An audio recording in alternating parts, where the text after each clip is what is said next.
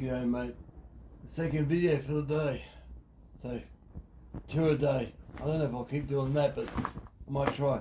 Now I got 2 parcels when I got home. If it is what I think it is, I'll announce what I'm doing. So it's neo-tec, and I've got to say guys, if you want to take politics out of things and just be man, chainsaws, good food, and just having fun, working hard, people should be able to get on no problems at all. But you don't need to take sides. Politics it just ruins everything, really. Causes wars, causes greed, deception, all the nasty stuff. But chainsaws fix everything. Right, let's see what's in here. The neo-tec has always done the right thing by me. I've always been honest with them, and they found about the clone wars. And I need a 70cc saw from as many companies as I could, so I tried hard. But they sent me this. That's exactly what I put. So this is as far as I know, a 372 XP. You're going to put it together yourself. So I'll show you the side cover. Look out for this package, guys. This is unbelievable. Beautiful stuff. Can't go wrong with this. It must be the company that cares the way they do things.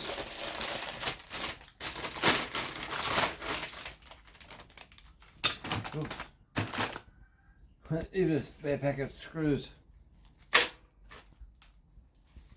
The screws for the pull star. There's a pull star. The cover for the flywheel. Nice hard plastic. Nice dense plastic too. So all parts I could possibly need. Brake band and all that sort of stuff. Top cover, all the screws in that. Handle, all neo-tec. Neo-tec toolkit. Now I want to see this cylinder. I'll put a muffler here. What's a muffler like?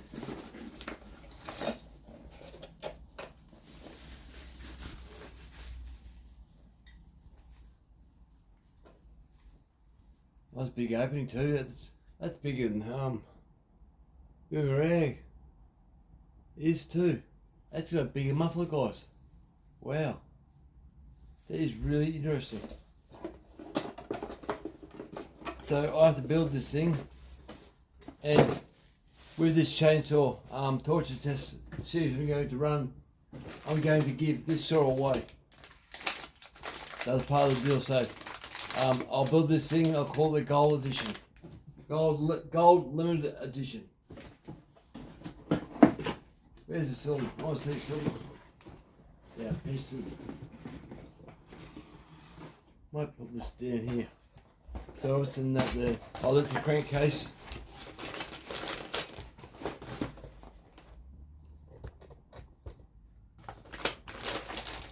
Crankcase, so we've got the bearings too. There's the bolts for it. Plastic that goes under the carby. Alright, so the bearings are fitted and seals are already fitted. So it's just a matter of, the gasket's already fitted, so it's just a matter of fitting the crank. Pulse line's already on. Look up guys, the pulse line. It's already fitted, and it's got, neo-tec. It's got a metal ring around the end of the pulse line. That's so things don't go wrong and you don't leave your saw out. Just little details like that. I've worked on many saws. Just have little details.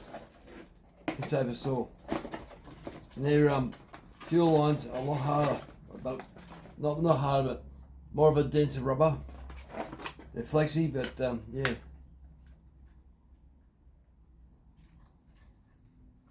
Let's have a look. Not sure if that's a 372.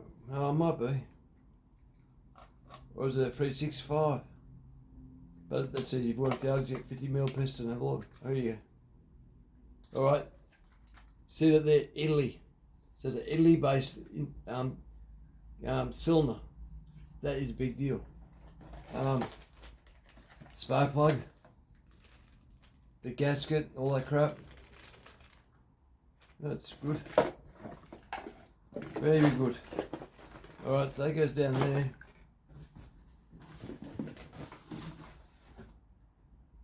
Oil pump. Everything's got their name on it, guys, so I don't think they're outsourcing too much. They're doing stuff their own factory, looks like. Clutch. That's one of the hardest wearing parts, apart from the motor.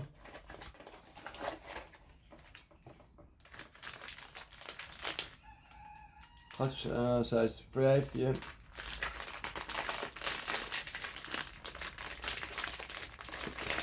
Good. Ladies, if you want to buy your husband something for Christmas, get one of these things. It's like your husband would upgrade from technical Lego to, you know, full-grown man stuff. So we got here, carby. And what's the carby? What brand name's written on the carby? I don't know.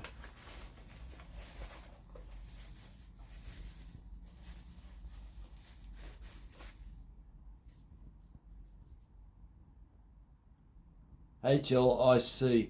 Now, I've had these before. I've had no problems. I've heard of other people having problems, but I don't know.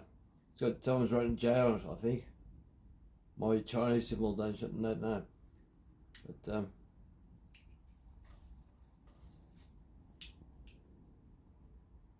looks nice.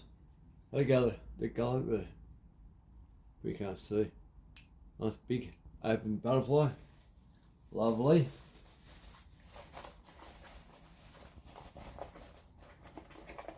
So, if you live in Australia, or if you're willing overseas to get involved in this, you pay for the postage, I'll send it to you.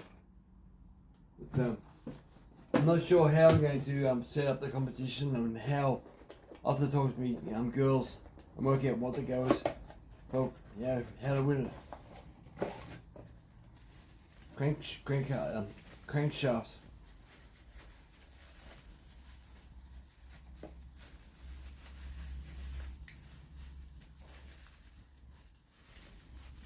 Okay, the keyway must be somewhere else. No keyway in the crank. Crank looks like the conrod there, or connecting rod. Looks like good quality metal. That's different. That's real thin and strong looking. I've got a OME Husqvarna crank over there, worn out one, but it's still good. But the motor's had a hard life, by the way. Been double drilled for fluid or oil to get to the bearing. Looks good. Don't mind that at all. Right. Put that back into a little bag.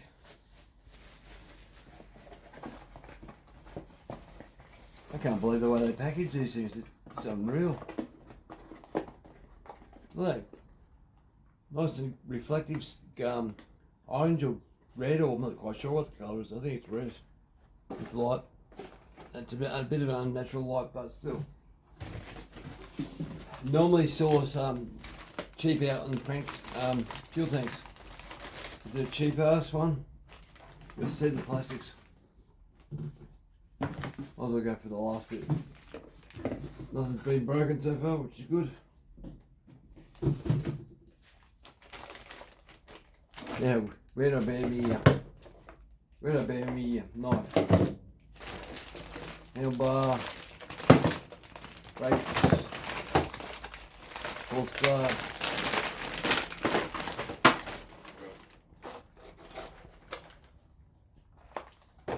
There it is. Right, let's have a look at this.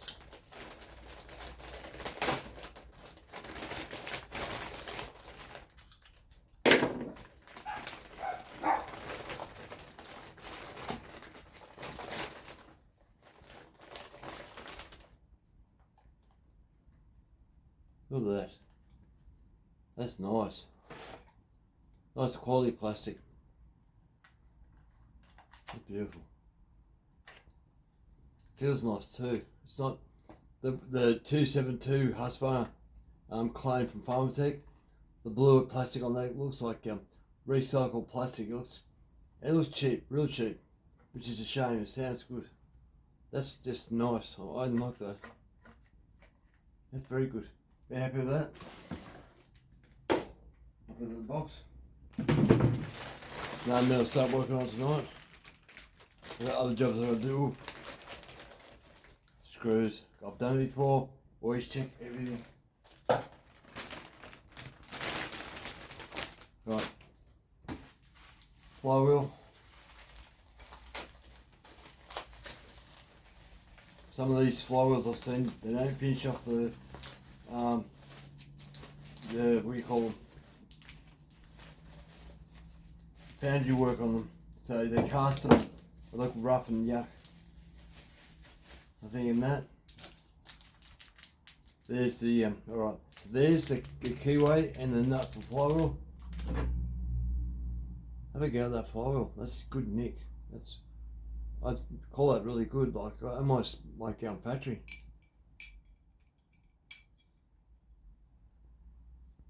Looks nice. Well made, it's nothing sticking out, there's no casting errors.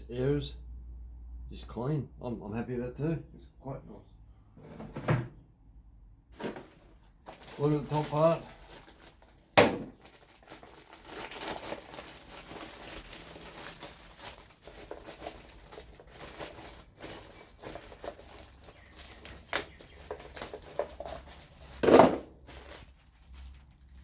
Done again. Screws. Always look for screws.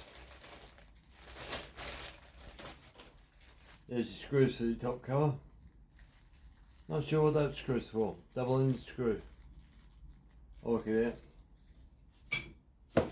Play with these things. Oh, for the air filter, that's what it is. I'd say it's a Farm Tech look-alike air filter.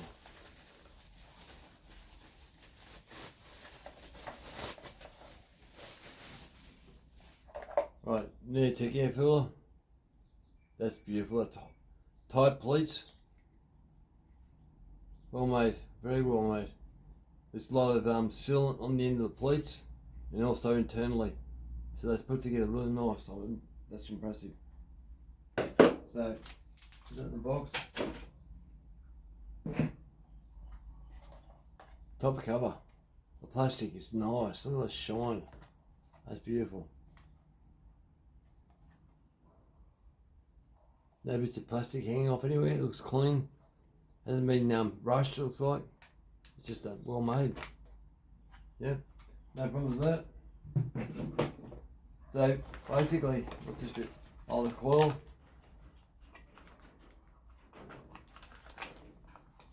And then makes the coil. Has it got a brand name? No. But I was surprised to find out that it's got an Italian cylinder.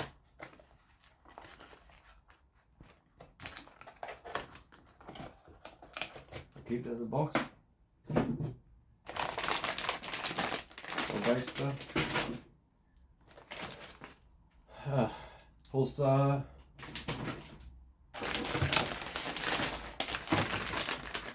Like this. That's the oil pump. Have a look at the oil pump, can you? Don't need the box for that one. Okay, so worm drive's in there. Bolts are in there. It's got a brass line coming up the intake. That's good. I'm happy with that. Last one I got from Pharmatech had no grease. It's like a really light aluminium colour, almost like tin can alloy. It's darker and denser looking. You can feel weight in it too, so that'll last, I hope. So what's in this? Oh, side cover. Look at that. Now guys, I don't have to ask them for some stickers. Pharmatech stickers.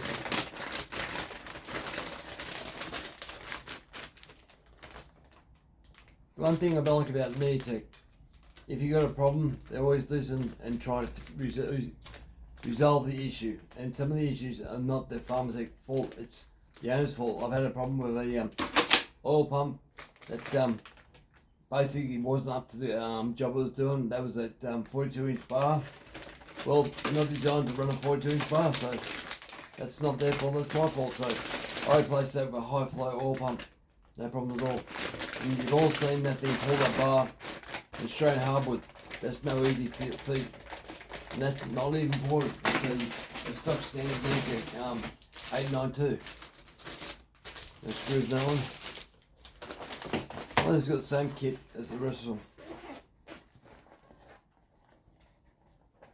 Yep. 4mm, 3mm. Okay. I'll be staying my draw these ones.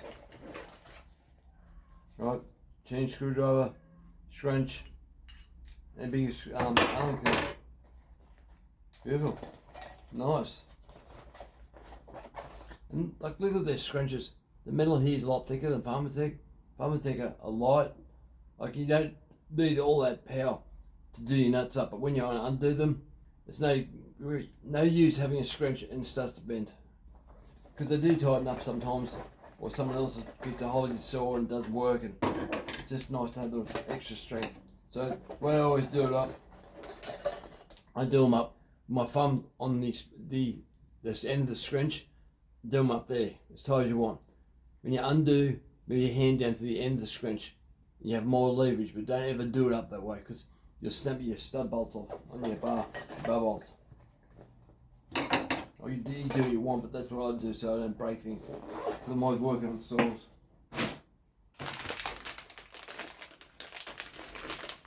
That must be intake.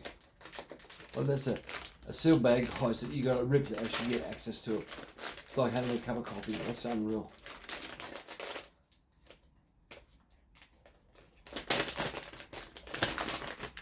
Okay, what's in here?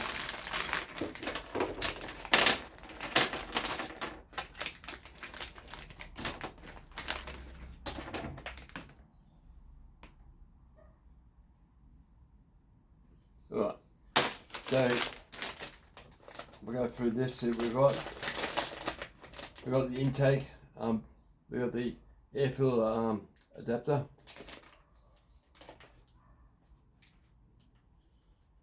I have to work on that, it's been pushed or something, food packaging I'd say. It's not sitting upright.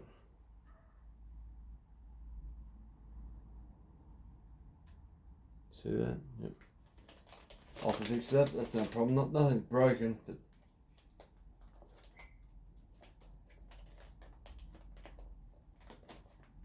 just see it needs a little bit of love. So untighten and put that together. Put Loctite into the nut so it can't work its way loose. Intake boot clamp. Good. You adjust the rubber. Now boomerangs, they fall apart.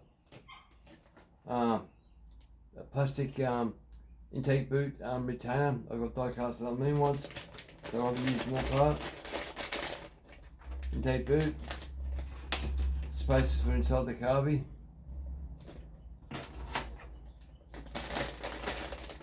Choke lever, intake boot, retaining circle thing there. Alright, so that's it. That.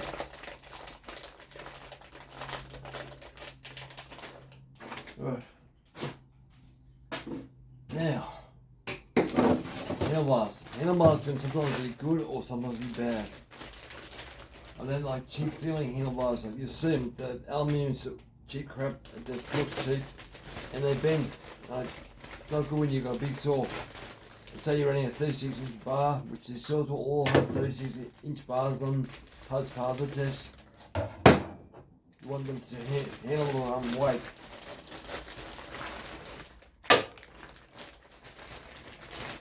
And no more rubbish. Okay. So there's your anti-vibe screws here. Bar, spacer. Right, so that's that. Aluminium. Oh, yeah, it's strong stuff. Yeah, that's good. It's not going to bend. I'm happy with that. That's good quality there. That's unreal. Like, I love me solo chainsaws, but the only time I ever picked up a solo 681, I grabbed the handlebar, and all my old solos and that, they've always had the same problem. They've been able to fit the rubber handle grip and not make it move on the bar. Now, you go and the thing would move and twist, on a brand new side, I just thought they haven't fixed the issues. Just little things like that drive people mad. So it drives me mad. So that's that good. Now, I'll pause you here and I'll update what I'm doing for the other builds I'm doing for work. People are getting paid to build the builds. Okay, I haven't got that saw yet. I couldn't help myself. I wanted to have a look what the quality of the cylinder was like. It's better to do it now than you guys not getting to see what it looks like. B&B. Don't know what that is. No, it's heavy though. There's some weight in it. I haven't seen anything bad yet.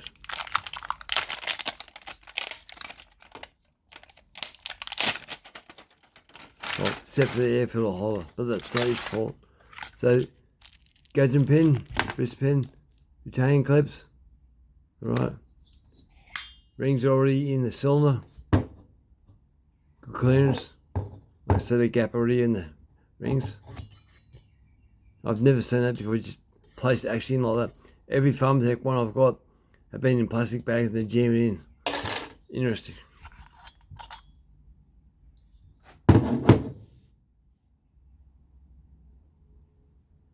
That's good looking metal. Very nice.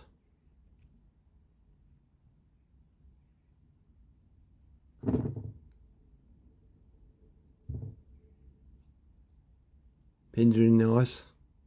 I don't mean you can actually feel a pin, which makes you worry when you do something. It's going to come flying out and cause a massive bang. That's good. I'm happy with that.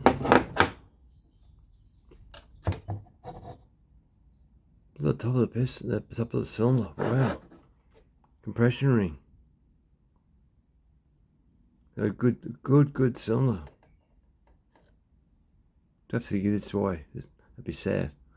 The casting on the intakes, transfers I should say, nice and big.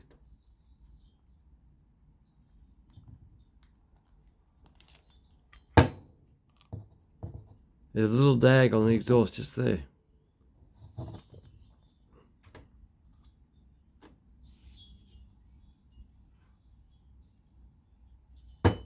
I've been chamfered too on the ports.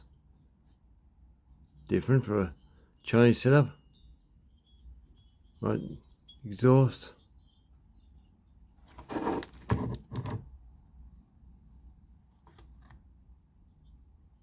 Loss is good. Intake. That's a big intake. Nice and big. Reasonably straight too. Right, the upper transfers. Not too bad, they're tall. Not too bad. Oh, maybe that. There's someone will get this. If they want it, they can get it will be ported because I better announce what I'm doing really. Wait, it's all gonna go down. I'm trying to find out which saw is the best all-rounder for 70cc thereabouts. So I've got a G444 from Farmtech, which I paid for about $400 from Australia. I've got a G727, that's Paul's. So that's going to be poured too once they go through a process of bars. I've now got the neo-tec, which I'm going to give away because part of the testing thing, I said, look, I'll show your product off because they're being nice to me. Like some of the stuff, guys, I pay for most of my stuff, so it's not like I get things for free. It's just, you know, I treat them like a man, they treat me like a man, so it's just good. So 372, and I've got Boomerang, my son's Boomerang up there. It's a 372 XP. It's stock standard. My one's poured, so when it comes to time for that, I'll port that. When I do port them, they'll be all muffler modded. I've got my Solo 670. That's been ported, so that'll be the one that will see who's what, because I know that one can pull a 3-foot bar. Now, it's got issues. It doesn't really 100% like it, but it can do it quite easily. That's from a full house semi-chisel, so I don't know, we'll go with full chisel, but we'll try. So I'm going to do 2-foot bar in the pine, I'll do hardwood after that.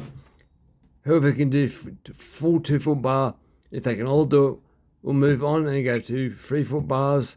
And if they can do that and want to keep going, I've got access to a Oregon 42-inch bar to Husqvarna, and I've also got a 42-inch longer bar for still. So I'm going to push these things. I don't want to blow them up, but I'm going to push them as far as I can until the motor goes, I can't go no further. Like clutch, as soon as it slips or as soon as it doesn't want to run no further, that's it. I'll pull it out and stop.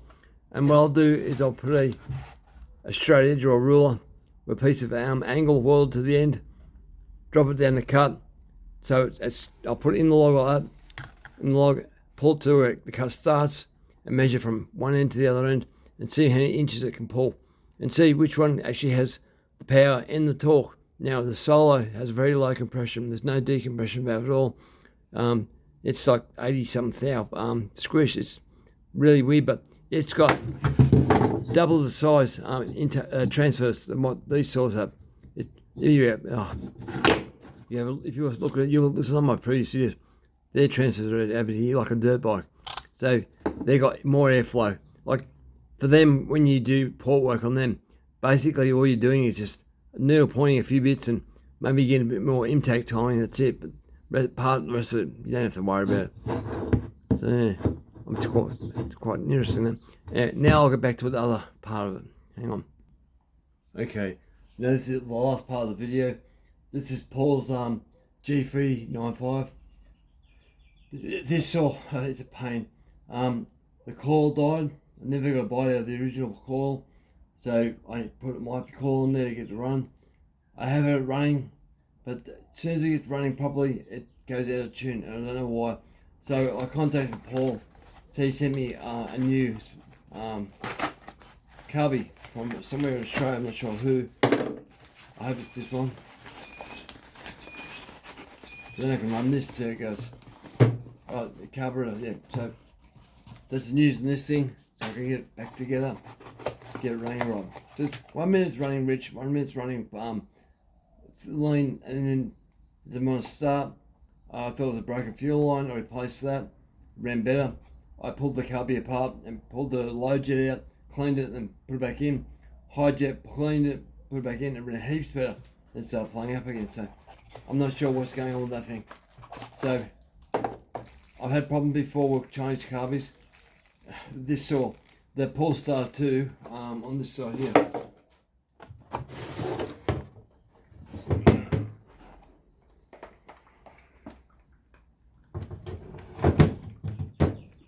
Need a bigger table.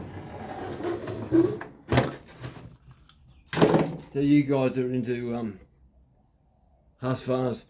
Behind your Polestar you got a tube. It goes into your paws.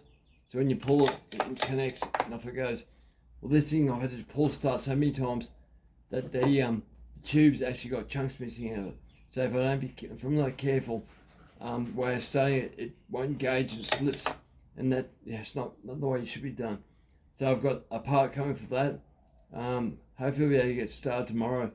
I won't get videos for that until the part comes, but it's always jobs that have to be done, but nothing's left behind. There's the carby.